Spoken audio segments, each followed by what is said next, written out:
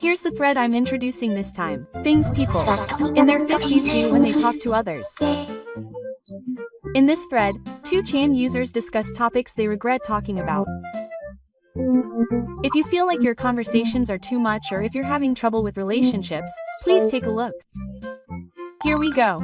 As I've entered my 50s, I've had more and more moments where I feel like my mouth is the source of my problems. If there's anything you've said by mistake to someone over the age of 50, please let me know. The other day at the neighborhood association meeting, someone started saying, "I heard Maru got divorced." The atmosphere suddenly became tense.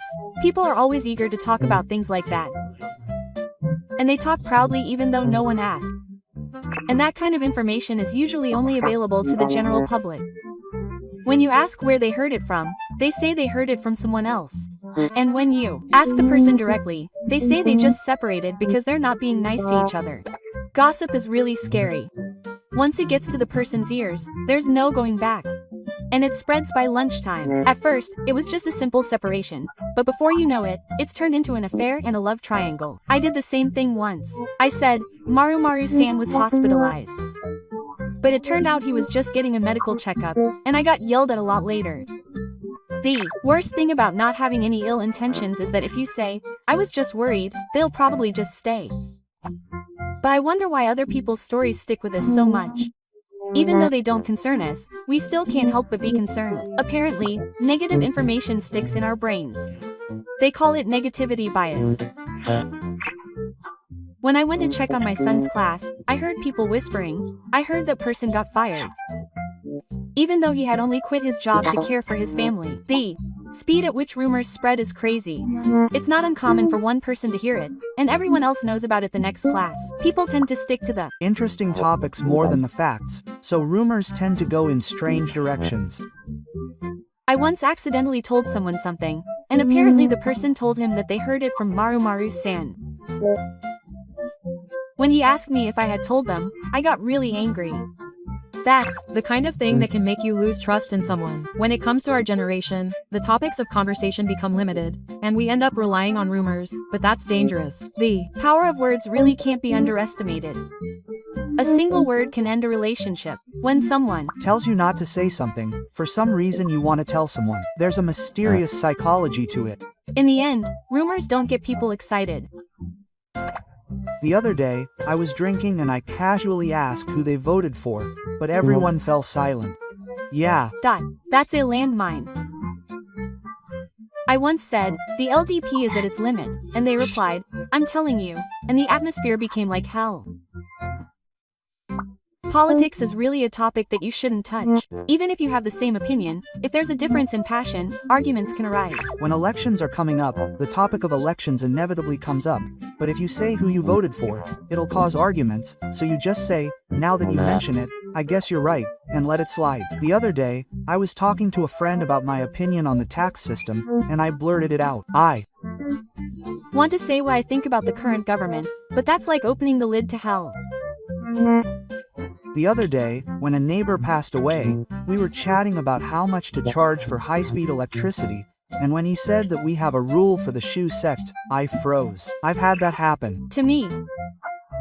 At lunch at work, we were talking about travel, and I said, visiting temples would be nice, and he replied, "We're a big fan of the shoe sect," and I broke out in a strange sweat. The other day, when I told a junior colleague at work that I used to be a very active person, the room went silent. That just killed the mood. That's certainly true. When I told a young person about my martial arts story, he just said, "Wow, that's amazing," and just read it off in a monotone. Past glory is irrelevant to today's young people. In fact, when they ask me what I'm doing now, I just give up. When I was talking about my past achievements, the person next to me said, "It's completely different now," and I almost cried. It doesn't matter how many billions I used to make. What I'm doing now is more important. The memories of hard work shine, so you want to talk about them. But the reception is cold. The worst thing is definitely going out drinking every day. In today's world, it's actually a negative image. Back in the day, that was work, but now people think you were just playing around. When I told that story to a young person, they said, That's so old-fashioned, and I thought, oh, I'll stop talking about it. When I told an old friend about my neighborhood association's maintenance project with great enthusiasm. He said, "Oh, so that's what you like." And that was the end of it. The other person probably didn't do anything wrong, but the feeling of being ignored is strangely unbearable. As you get older, the things you want to talk about tend to be about the past. There's also nothing to talk about now. This is especially true if you don't have any hobbies. When you live the same life every day, there's nothing new to talk about. That's why you escape by talking about the past, but it's miserable when that's taken as bragging. I used to play music, and when I told that to a college student, he asked me, "Are you a dreamer?" And it really hit home. Even if you intend to talk about your dreams and hard work, it may seem outdated to the listener. If you start talking when no one is listening, they will find it annoying. Another thing to be careful about is the amount of talk. Once you start talking, it's our bad habit to not be able to stop. Apparently, I told the same story 3 times. When my subordinate told me, "I've heard that story before," I was really depressed. If you're going to talk about the past, it might be natural to say something like, "Actually, I used to do this," when asked what you've been up to lately. If you're just friends, you can get excited when things get interesting. The only thing I can talk about is the story of winning a marathon 30 years ago. So if you cut back on old stories, you'll run out of things to talk about.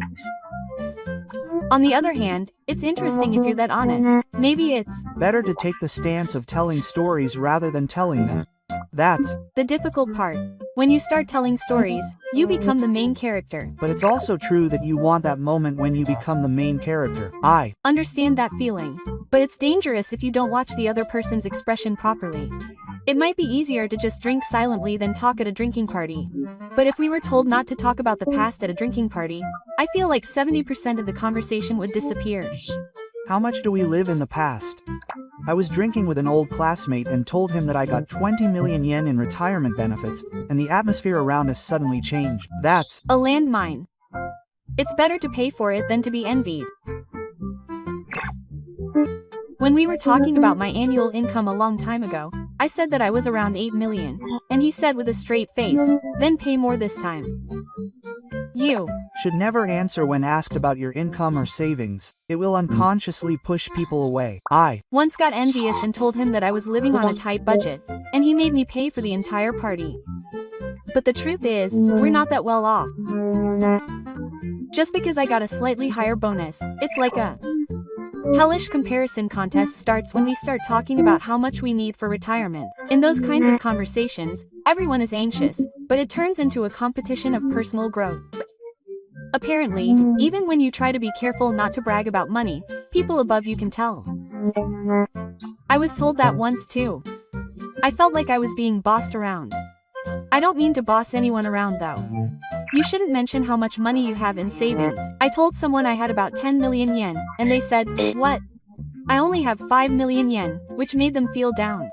On the other hand, I told someone I already had 30 million yen. I went home and said, "Wow, that's amazing," and felt really down. Talking about money really doesn't make anyone happy. When asked about it, it's polite to try to cover it up somehow. If you show more, you lose out, and if you show less, people will look down on you. My savings and annual income are average. That's how I get away with it. But what's average is so different for each person that they'll do it again. Money is an incredibly sensitive topic, after all. I got into DIY when I was an adult and built a shed. I showed them a picture and they said, "What? Why?" quote, and gave me a test answer. That's tough.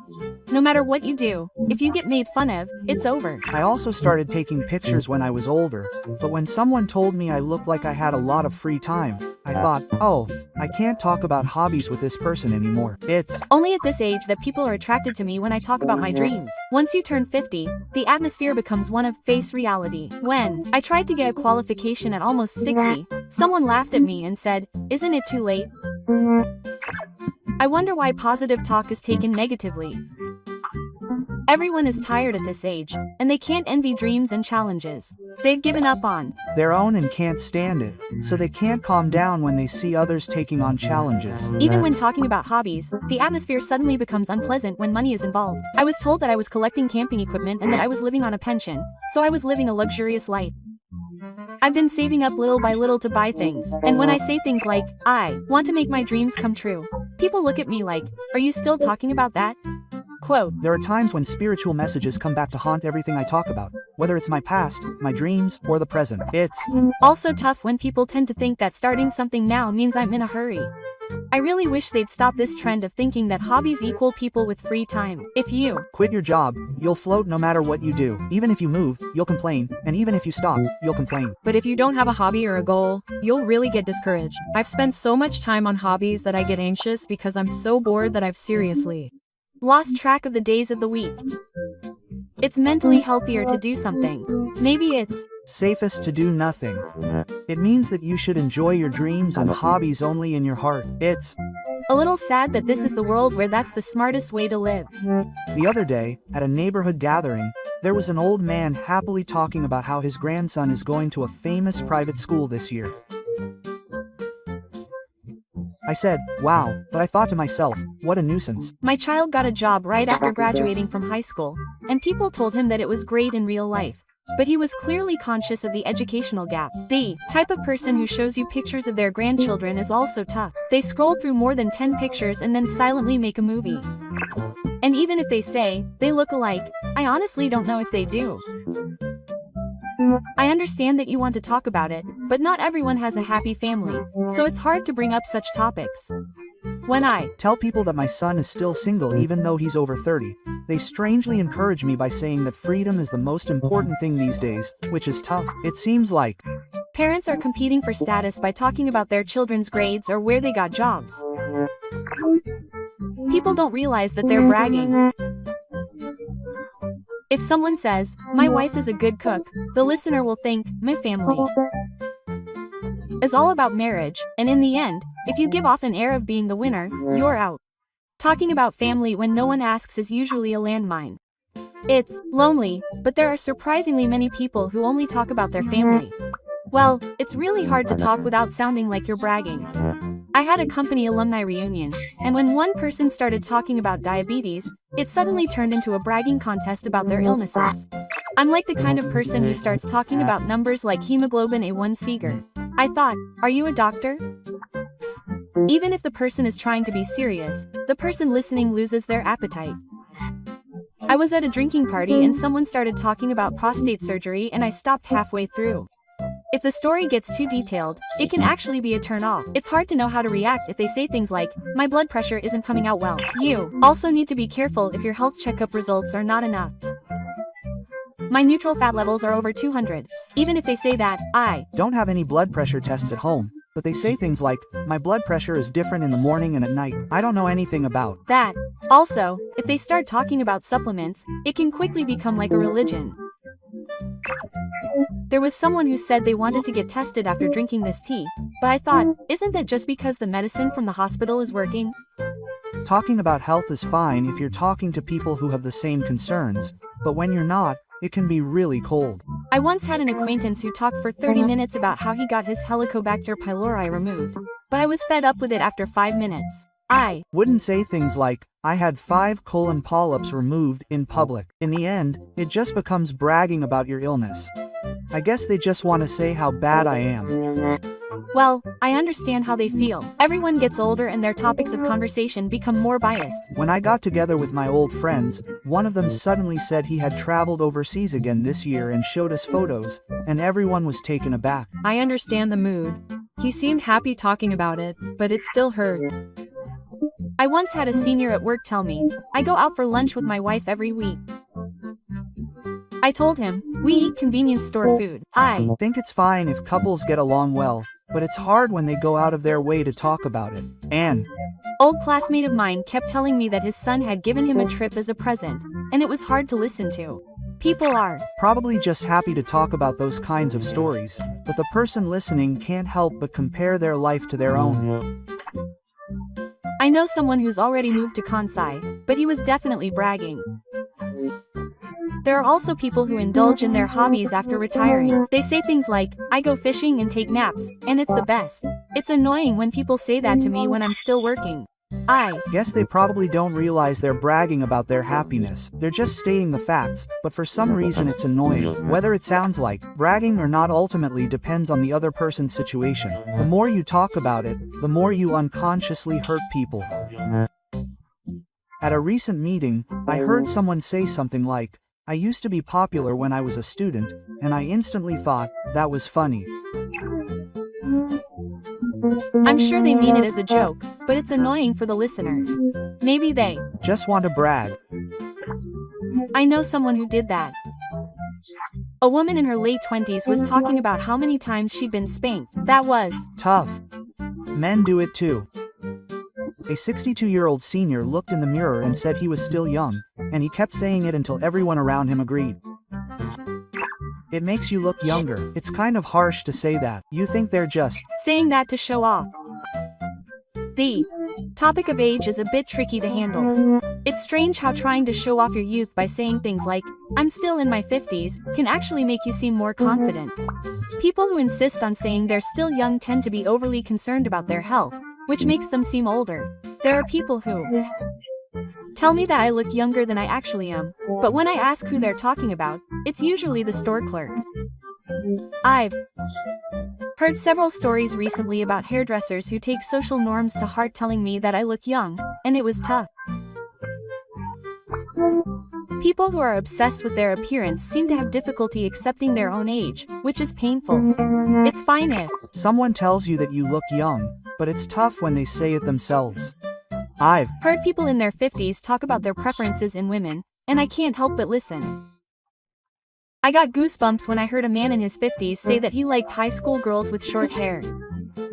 My senior at work has a habit of making fun of the appearance of his juniors. He'll say things like, "You've gained weight recently," or "You look pale." That really makes the atmosphere unpleasant. He'll say things like, "We're friends, so be careful." I'm sure he's just trying to communicate, but teasing someone's appearance is a subtle thing, regardless of gender. The other day I was having dinner with a friend and he asked me if I had already made a will, and things suddenly got bad. That makes the atmosphere heavy. Even if you think you're being positive about job hunting, it can be too raw for those around you. I got a line message from my brother asking what I'm going to do with my family home when my parents die, and I couldn't think of a reply. I feel like I want to keep my distance from people who start talking about inheritance when my parents are still alive. When your parents are getting old enough, everyone starts talking about really realistic things. It makes my heart heavy to hear them. My older sister once started insisting that we all understand the legal inheritance rules, and our family meeting turned into hell. When siblings start talking about it, things start to get heated. They start saying things like, "I want more for the time I took care of them." If you don't have any assets, there's no room for argument, but if you have half of it left, it's hell. At a work party, my boss said, "I'm already thinking about Amina," and everyone fell silent. The moment he starts talking about graves and altars, no one can say anything. My relatives handed me a photo of them after they died and said to use it, which was scary. Job hunting may be a serious matter, but it's too much to talk about in front of people. Sometimes people ask me if I wrote the ending music, but I'm not ready for that yet. My father even bragged about buying land for a grave, but I didn't know whether to laugh or feel sad when he told me. And then there's the matter of luck and power spots. When someone says, "I've been feeling better since I got this stone," I don't know how to react. An acquaintance of mine told me with a straight face that Saturn will be around for 800 nights this year, so I had to be careful, and I didn't know what to say in response. The person who believes it is serious, but if you don't go along with it, it becomes a problem because it feels like you're being denied. When my old boss suddenly started talking about how he has psychic powers and said there was a shadow behind him, I burst out laughing. At one point, I was obsessed with things like Maya's history and the color of her aura, but I wished he would stop talking about it when we were drinking. Well, religion, politics, and fortune-telling are all troublesome precisely because the person themselves thinks they're right. And if you point it out, it's like you're making fun of the people who believe in them. So either way it's hell. That's how it is for me. So I just let it all go. Well, when you get stuck in a conversation, it's not what you talk about, but who you talk to and how you talk to them that's important. Our generations carry different burdens, so it's hard not to get everything across equally. When I was younger, I could talk more freely. It's kind of sad, but I guess that's what being an adult means. Now that I'm in my 50s, are there any things or ways of thinking that I should let go of? I think it's better to let go of your attachment to work. Losing it will only increase your responsibilities and stress. Becoming a department manager or something just increases your responsibilities and your salary, so it's not worth it. At my company, it was hard work for people with positions and it was common to be called in on holidays. I used to work hard to become a section manager, but to be honest, I'm fine with prioritizing my hobbies now. I feel the same way. I realized after turning 50 that free time is more valuable than a title. But I still don't see anyone trying to show off or dominate others at class reunions. People who say things like that are proof that they don't have the mental capacity to do so. In fact, people who enjoy their hobbies are more popular these days than those who are small. But people in their 50s still tend to want to feel useful. That's what makes it hard. You can't shake off this strange sense of obligation unless you're still working hard. I've only recently realized that showing off how busy you are is really pointless. There was a time when it was cool to say I only slept for 3 hours the night before. At my previous job, it was normal to work without any days off. I was constantly taught that being busy equals being capable, even into my 50s. I used to feel anxious if my calendar wasn't completely empty. I couldn't relax if my schedule was empty. There was definitely a time when I thought it was cool to have a packed schedule. I used to feel anxious if I didn't have plans for the next 3 months. I only recently realized that being busy isn't something to be proud of. In fact, having free time is more fulfilling. A day where I can read during the day, take a nap, drink coffee, and call it a day is the best. Nowadays, it's all about how efficiently I rest. Using time for yourself is a very luxurious way of life. When I was cramming my schedule full of things, I really didn't have any peace of mind. When I collapsed from overloading myself with work, I didn't care about anything. Health is more important than salary. If you push yourself too hard and ruin it, it's all for nothing. I've always been concerned about not wanting to be seen as someone with free time. Being busy is addictive. It takes time to let go, but true freedom lies at the end of it. In the end, I feel like the ideal adult is someone who is free but fulfilled. In your 50s, it's time to act for what you feel is right, not to be appreciated. When I was so obsessed with titles, I feel like I couldn't see anything. It's better to quickly let go of the illusion that work equals your value. Everyone has their own definition of success, but now, living a life of leisure is success. It's all about how you feel, not how others see you. Life becomes so much easier when you relax. I wonder why we were so tight. We should get rid of the idea that age sets limits. We were just putting the brakes on ourselves, saying that we're in our 50s is just an excuse. I got my motorcycle license when I was 55. My family laughed at me at first. I've also started camping recently. I'm having so much fun getting the equipment together. It's pretty big to be able to do something for the first time in your 50s. The sense of accomplishment is amazing. It's easy to feel like you can stop because everyone your age isn't moving. But the truth is, you can move. In the end, it's you who sets the limit based on your age. My coworker started going to high school when he was almost 60. There's no such thing as being too late. People who take on challenges shine regardless of their age. I'm scared that time will just keep passing by while I keep saying, it's too late now. People in their 50s might actually be the last generation who can move freely, and their bodies can still keep up. I started playing guitar last year. My fingers don't move, but I can keep going because it's fun. If you're having fun, you've already won. You don't have to get better. If you think you have to do it well, you'll only get stuck. Maybe that perfectionism is the curse of being young. When I was young, I was allowed to make mistakes, but now I think if I fail, it's the end. Actually, it's the opposite. No one will attack me if I try now. What's more, I can progress at my own pace than when I was younger. The mountaineering club in my area is full of people in their 60s. I'm 61, and I was told I was the oldest winner. I envy that atmosphere. It's great that you can get into new things no matter how old you are. The moment you give up and think, I can't do it because I'm too old, you suddenly get inspired. Conversely, the day you learn something new, your mind feels refreshed. People in their 50s surprisingly have room to grow. I have an acquaintance who is 58 and wants to take up computer lessons. He started out as a computer instructor and now has a side job. If you can act that easily, age doesn't matter. Just try something, and if it doesn't work, just give up. Being in your 50s gives you the luxury of making those kinds of decisions. It's a waste to live a life bound by age. I'm aiming for a cooking class. Apparently there are classes just for men in their 50s. If you don't let your age get to you and take action, your world will suddenly expand. I think you should give up on a lifestyle bound by common sense. That means you're acting based on other people's values. It's like how much men have been taught to be quiet and work full-time jobs and to endure for the sake of their families.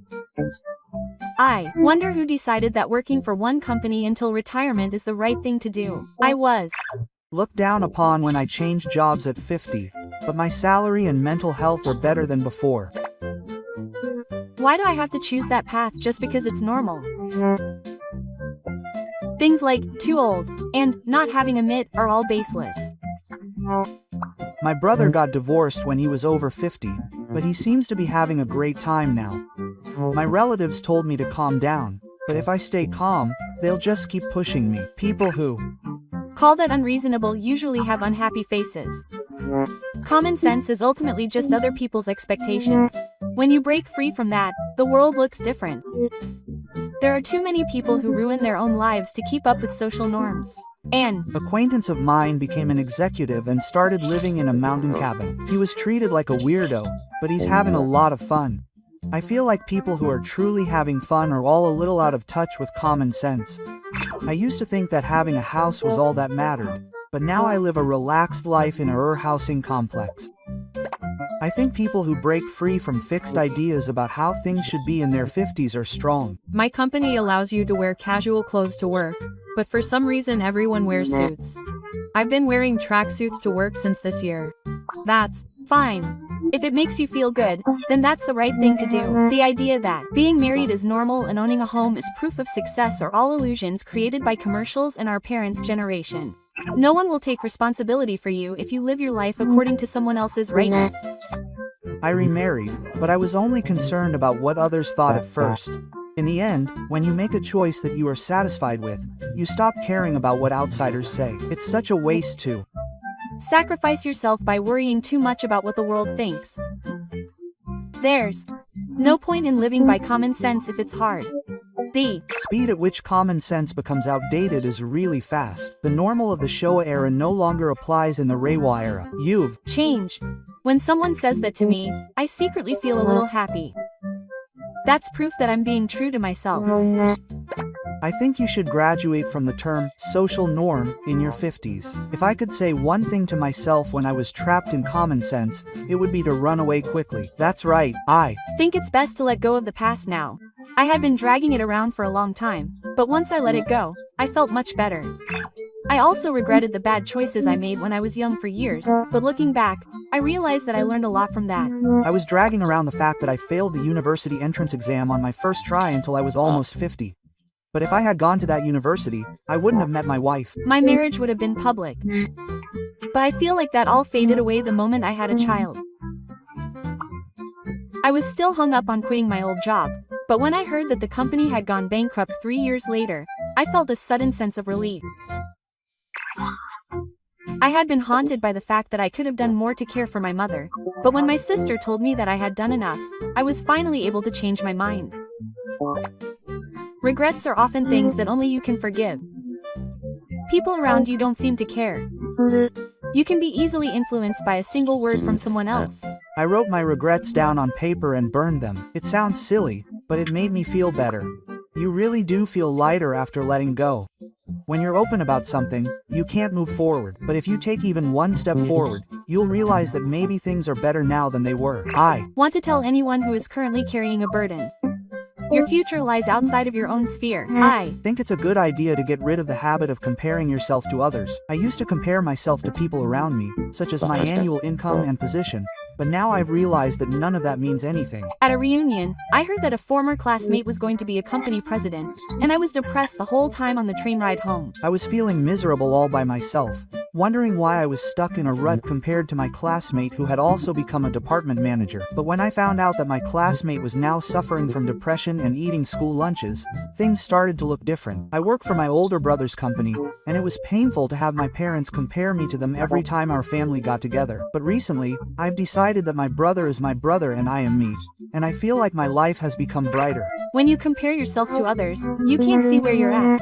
Social media is the worst. Every time I see someone else's happy post, I end up comparing myself to them even though I haven't done anything. It's all about showing off on social media. I think a life obsessed with the desire to be seen is the most boring. I stopped using Twitter and spend a lot less time feeling irritated.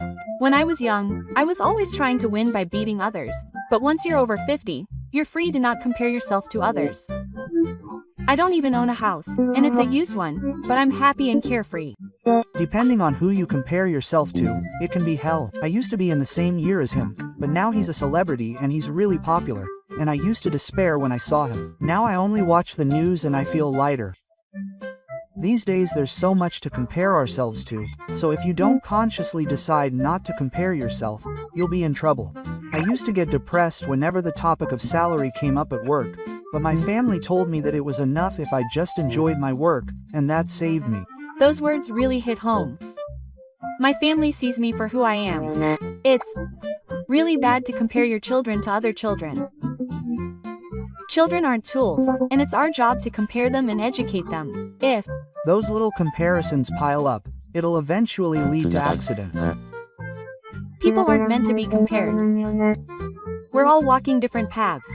Someone once said to compare yourself to who you were yesterday. Maybe growing up in your 50s means being able to accept yourself now before you can accept others. I think it's a good idea to throw away things you don't use. When I was organizing my closet, I found a mountain of clothes that I hadn't worn in over 10 years. My house was full of clothes too. I ended up cutting down on my belongings all at once because I needed 3 sets of spirit clothes and a tie. I had 30 pairs of shoes. That's not enough. Bye. The way, my father used to say that if I was going to start job hunting, the first thing I should do was organize my clothes and books. I think I understand that now. He's right. I'm almost 60 now. I need to start thinking about job hunting soon. But to be honest, I don't know what I don't need. This is especially true with clothes, because if I think about it, I can throw them all away. That's what's annoying. I throw away clothes I haven't worn in a year without question. But if I leave things lying around that I don't use, my heart and space will gradually become more and more clogged. It doesn't make me feel mentally refreshed. They say that reducing the number of things you own is like clearing out the shelves of your life, and that might really be true. The other day, I looked at some old documents in the closet and thought, my past is all stuck in there.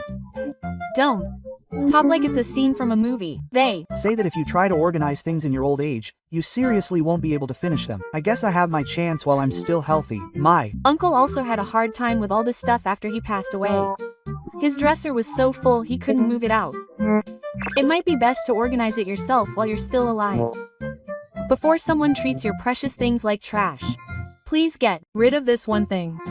I want to leave a note saying that I need to get rid of it before my shady hobbies are discovered. What are you hiding?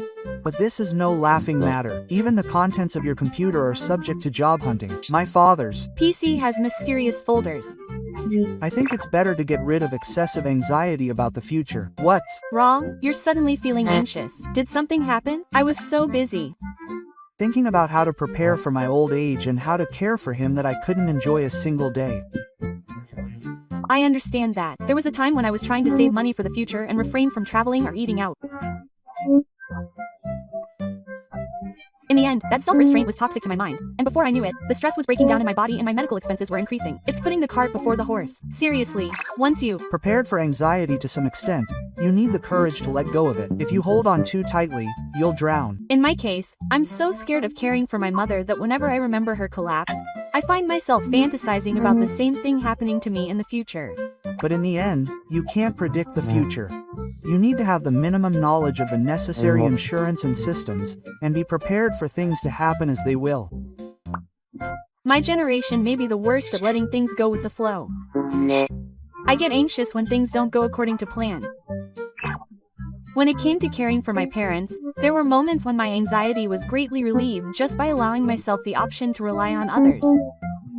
I also used to think that putting my parents in a facility meant they were unlucky, but in reality, I felt reassured by professional care and was able to protect my own life. Anxiety is usually caused by a lack of information. It may be more realistic to eliminate the parts that can be eliminated through preparation and study, and accept the rest as they are. The sense of security in old-fashioned language is certainly important, but I've only recently come to realize that it's not something you should give up on your current satisfaction for. It's Important to look to the future, but you shouldn't get swallowed up by it. The key to anxiety is finding the right balance between preparation and letting go. It's said that living a life ruled by anxiety is far more frightening than anxiety itself. I sorted out a lot of my relationships in my 50s. It took courage to distance myself from people I'd known for a long time, but it ended up being a lot easier mentally. Yeah, I get it. It's a lot easier when you realize that you don't have to go to drinking parties where you have to be careful. When you reach your 50s, you realize that there are surprisingly many people who you don't enjoy talking to. There are relationships that continue just because of obligation or spontaneity. It was tough to always turn down invitations to gatherings at my old workplace, but I felt refreshed when I finally faded out. But on the other hand, aren't you afraid that if you let go too much, you'll end up lonely? It's hard to know how much to cut back on. That's the difficult part. I think it's important to consciously increase the amount of time you spend with the people who are truly important to you, rather than cutting everything. Family and pay. That's right, just the people you can be honest with are fine. Things like housework and dominance battles are tough. Maybe being in your 50s is a time of mental rejuvenation. Work is settling down and you have more time for yourself. But there are still some obligatory relationships at work. I feel like I just have to put up with it for a few more years until I reach middle age. But if you decide that you want to keep your relationships at work to a minimum, things will get a lot easier. Also, if you get invited out, you shouldn't turn them down. It's an obligation, right? You should let go of that too. It takes courage to turn them down at first. But once you try it once, you'll realize that nothing happened. In fact, you'll feel better when you don't get invited back. But with the people who are truly important to you, you'll still connect with them even after years. I've recently stopped just sending New Year's cards. What's the point of doing it out of a sense of obligation to send them back when they arrive? It's not just about decluttering, it's also about relationships. Once I let go of the anxiety of being disliked, I feel like my relationships became much simpler. After all, who you spend time with has a direct impact on your happiness in life.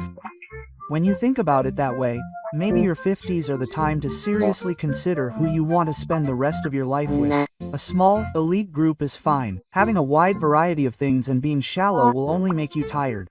Ultimately, your 50s aren't a time to acquire things, but to learn to let go. When I was young, I wanted everything, but at this age, it's actually harder to reduce things. Things like relationships and obsessions. There are too many things that are tiring just to have, like the part of me that clung to my past titles and the relationships I forced myself to have.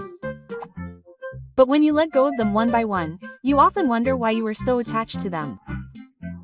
In fact, you realize that the things that remain after letting go are the things you really need.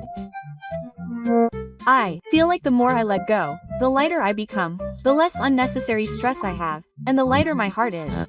The same goes for money. I used to only think about increasing it, but sometimes it's more effective to cut unnecessary expenses and fixed costs. Company pride, appearances, relationships, insurance, subscriptions, there are so many things that it's too late to reconsider when you're older. In order to focus on what's truly important, you have to let go of something. In summary, if you've been adding things in your 50s and you start organizing your life by subtracting things, things you see will change. That's right. Letting go is scary, but what lies ahead may be surprisingly free. Thank you for watching until the end. Are there any things or ways of thinking that you're glad you let go of? Please let me know in the comments. This channel will continue to introduce useful information for seniors. If you like it, please subscribe to the channel and give it a thumbs up.